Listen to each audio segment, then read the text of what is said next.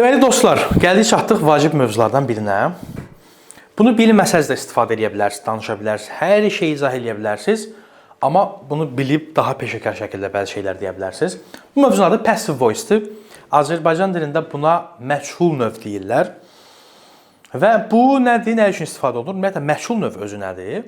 Məchul növ odur ki, məsələn, deyirik ki, bu kitabı Aslan yazıb. Burada kitabı kimin yazdığı məlumdur. Ona görə bu məlum növdür. Bir də var deyirəm ki, bu kitab yazılıb. Heç bilmirəm kim tərəfindən. Bu artıq məchul növdədir. Deyirəm ki, sənədlər gətirilib kimsə tərəfindən. Bilmirəm kim tərəfindən. Bu məchul növdədir. Deyirəm ki,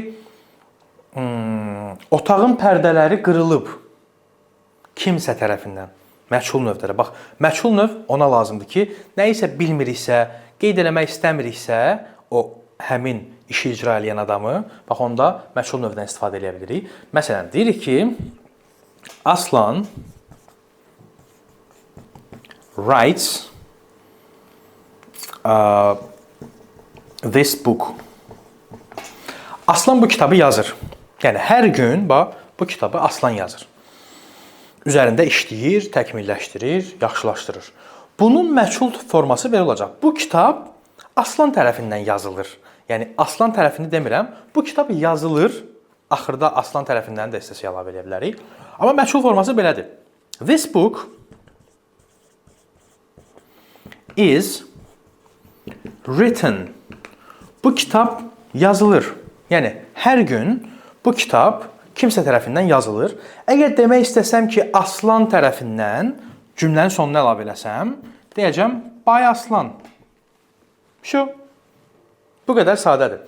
Bunun indi hər zaman üçün fərqli forması var. Bu gözünüzü qəti şəkildə qorxutmasın. Biz bugün sadəcə 3 formasından danışacağıq. 3 zamandan danışacağıq.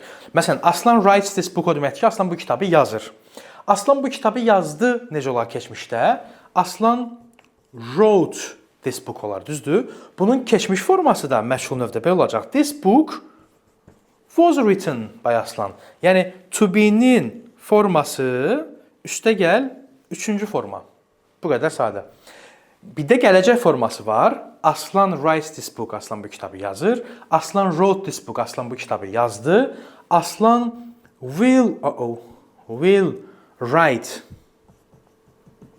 this book. Aslan bu kitabı yazacaq.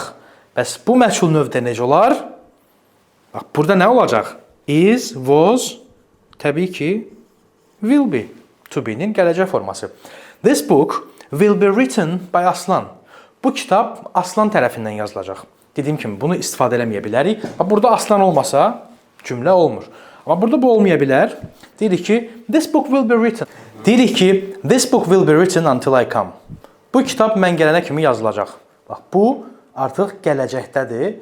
Bu kitab yazılacaq, yazıldı və ümumiyyətlə yazılır. Digər zamanlar üzrə artıq növbəti səviyyələrdə görüşəcəyik yenidən bu mövzunun üzərində.